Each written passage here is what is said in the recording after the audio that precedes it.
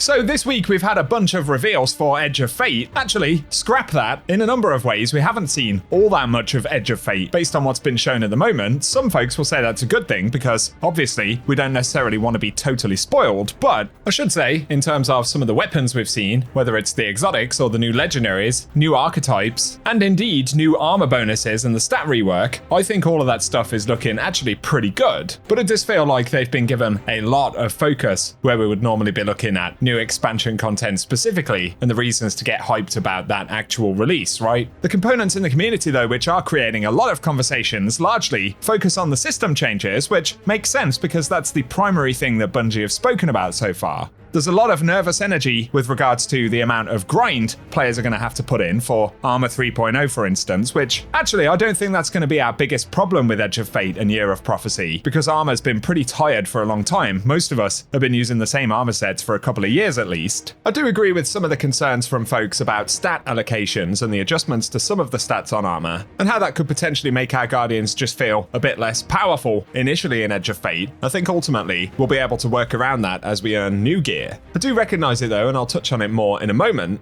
Separately though, we've learned about things like power resetting. There's going to be a big reset for Edge of Fate initially, and for an expansion, that isn't necessarily a huge issue, but with Bungie's seasonal model moving forward throughout the course of the year, we're going to see numerous different power resets, which again, isn't necessarily surprising, but our power level, which of course will be resetting numerous times a year, is actually going to dictate the kind of drops that we'll be getting and the quality of them, which I think does have the potential to be kind of problematic in certain areas. So we'll discuss what we know about that in this video. As I alluded to at the start of the video though, I'm going to, for the moment, assume that this is a conscious choice on Bungie's part not to spoil the expansion, but typically when we get a big new content drop like this, one of the things that Bungie want to put to the forefront is all of the new stuff, right? The hype. Looking back to the final shape, it was all about the Pale Heart. Obviously the correlation between that destination and the story that was unfolding there with the Witness, the implications of that in the universe, and cool new gameplay elements, exciting rewards like the exotic class items. That was kind of front and center for that content release, and that was, in particular, what players were actually hyped for. With Edge of Fate so far, with the way that Bungie have kind of revealed it and the things they've spoken about, the main thing that they're focusing on are the new reward systems and major changes to investment in Destiny 2.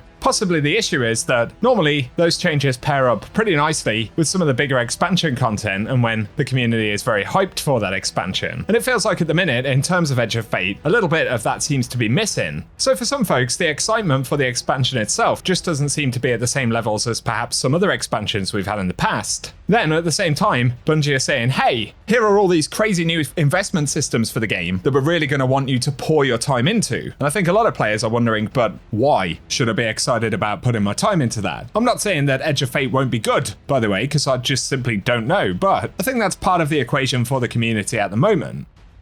So there's a bit of a disconnect there, and that may well change if Edge of Fate comes out and turns out to be an absolute banger of an expansion. One of the other big components with the reveal and what we've heard about so far is that we aren't getting new abilities in Edge of Fate outside of the destination abilities. And those destination abilities do seem to be fun as activity mechanics, right? But it doesn't feel like they'll add much progression or build value for a lot of players. And equally important, one of the other big things that we learned early about abilities, again in the context that Prismatic hasn't had any major updates since the final shape, and Bungie had said that they would look at updates in the year of final shape, but that didn't really happen. We also haven't seen any new updates or additions to the exotic class item capabilities either. And the next thing we hear is that Prismatic is getting nerfs, so Bungie had said numerous aspects would go from 2 to 3 fragment options down to just 1, and they've since rolled back on that slightly, saying that at worst they'd revert from 3 fragment options down to 2, which of course is less of a nerf, sure, but it ultimately leaves us with lesser versions of those prismatic subclasses than what we had last year, which doesn't create a positive vibe for a lot of players, although we should keep in mind some build options like the new stats on armor, set bonuses, perks on weapons, whatever it may be, of course may make up for that to some extent inside of builds. And I'm confident as well that we'll see plenty of other ability buffs, but my main issue, aside from no new abilities, is that Bungie seem to not only be nerfing prismatic kits, but we also haven't seen anything exciting about their future or developing beyond what we have now, and that seems like a huge shame. Otherwise, we'll have to wait for further updates on Bungie regarding abilities. The other very big conversation about investment and progression for Edge of Fate surrounds the new systems for power, Armor 3.0, and loot tiers. Now, overall, we know that armor has become very stale over the years, and because of that, for me personally, I don't have an issue with having to earn new armor again. I totally get that all of the changes we've heard about put together right here may sound a bit daunting. I think some of the power and seasonal mechanics actually may turn out to be the real issue further down the road, so give me your thoughts. And based on what we've seen for weapons in Edge of Fate, I'd say the same thing kind of applies there. Outside of tiers, we are getting a bunch of new archetypes, some cool looking perks, and a general pool refresh which will hopefully be an exciting chase in terms of new weapons. This is where things get interesting, though. I saw a video by Mr. Ruffle Waffles, which really cemented this concern for me, as from talking with the devs and having hands-on time with Edge of Fate, he and a bunch of other folks have said that gear tiers will essentially be tied to your power levels. So, especially in the context that power resets on a seasonal basis, this sounds like a lot of potentially unfun busy work, because if you have low power, you won't be earning higher tier loot. Equally, if you did have high power, but we've just had a seasonal refresh due to a new season drop-in, again, you're going to be a ways out from earning any of that higher tier loot potentially. Another component of this that Bungie have just outlined is that this spells the end of adept weapons, so Bungie won't be using that terminology on weapons anymore. Of course, we'll still get weapons that are essentially the equivalent to that in the form of tier 4 or tier 5 weapons. But that specific piece of sort of prestige or identity for pieces of gear will no longer exist. From Edge of Fate onwards, we need to play harder activities to get a higher level of reward, and that's what the new modifier system and reward rating is all about. That system in itself looks like it's going to be a positive thing, and we're kind of used to having to play harder content to get better gear. But it feels like having to be at a certain power level may end up potentially creating sort of a hamster wheel effect or vibe from players in the community. And we won't necessarily feel that immediately at the launch of Edge of Fate, but of course as time goes on and we repeat this process, it may end up feeling really tiring but also overly convoluted. A lot of players already dislike the sound of power resetting on a seasonal basis, but when you throw into the mix the requirement for certain power thresholds to start earning top tier loot,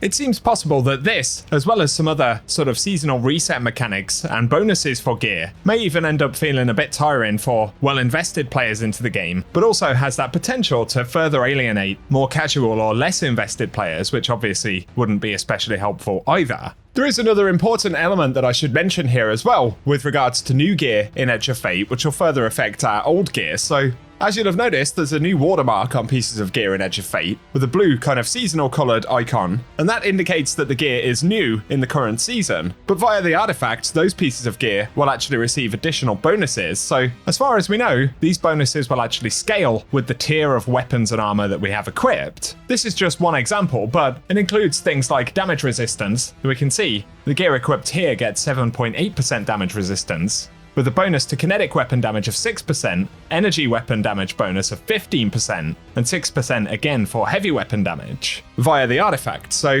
if you're rocking an old adept weapon, something that dropped before Edge of Fate, it will never be able to receive these bonuses. And likewise, if they keep the new gear bonuses, once we get to Renegades, all of our things from Edge of Fate will additionally lose those bonuses. So while I'm all up for Bungie trying to make new stuff in the game better than the older stuff, perk systems like this will definitely affect the viability of older gear, especially in higher tiers of content. So it's another mechanic that will create sort of constant chase, but also affects the redundancy of gear. So it isn't just having to power level again, or get new armor sets, or higher tiers of loot. I think in a lot of ways, the parts that will be more exhausting for players will be these sort of seasonal reset mechanics. And maybe for some people, will create a sense of unnecessary grind. Again, everyone's different on that front, so you'll have to share your thoughts below. Talking of the power reset situation, to give you some context, when Edge of Fate drops, we'll be reset to 10 power, and our actual gear power will basically be able to take us up to power level 200. But then everything above power level 200 is what they call the seasonal power level range, which is gained from gear after you reach that initial power 200. And obviously there'll be challenges and systems in the portal that direct us towards gear that'll help us level up, but mid-season power cap for the first 3 months should be at around about 450, then for the 3 months after that it'll go up to 550, and at the end of a season everyone will reset back down to 200, so that's at least a couple of hundred power levels to earn every 6 months. But it isn't just getting the drops, right? There are other elements to this. So when we're infusing gear above 200 power, because it's part of the sort of seasonal power system, that will use a new material called unstable cores. We'll earn them by dismantling gear that's above 200 power, but those cores will expire again at the end of the season. So not only is it the power levels changing and going back and forth, which is also limiting our ability to earn better tiers of rewards, there are additional currencies which are also going to be wiped out of the game. And we've seen these kinds of systems in other games, don't get me wrong, but in a world where Bungie are trying to make the game more accessible in general, with systems like the portal coming in, I actually think it's sounding really highly convoluted. The power level that we're currently at will interact with that. I'm confident that they will tune those things and make them better. Overall though, in terms of the system specifically, because I can't tell you any more about Edge of Fate itself, my biggest concern is that the tier system actually just doesn't do the game any favors. It just doesn't make anything much better than it is right now. One way to improve that is to remove the connection between reward tiers and power level. You know, if you're a good enough player to get through it regardless of your power, I think there is still a lot of scope to reward players equally based on their ability and not just their time investment. And that's why trying to get players to engage with the game for more hours on a seasonal basis in this way is just not fun. The way that players have fun is by playing fun content. That's my belief personally. So give me your thoughts down below. Bit of a rant maybe today, but I can't help but feel like this is the biggest component that is going to make the overall grind less fun than it could be. So share your thoughts down below. If Bungie give us any updates on these systems, I'll be sure to keep you posted. Still very much looking forward to Edge of Fate and hopefully getting a few more things to hype us up in terms of the actual new content and the destination. Fingers crossed for that. But anyway, let me know what you think in the comment section, and for now, cheers for watching and I hope you guys have an awesome day.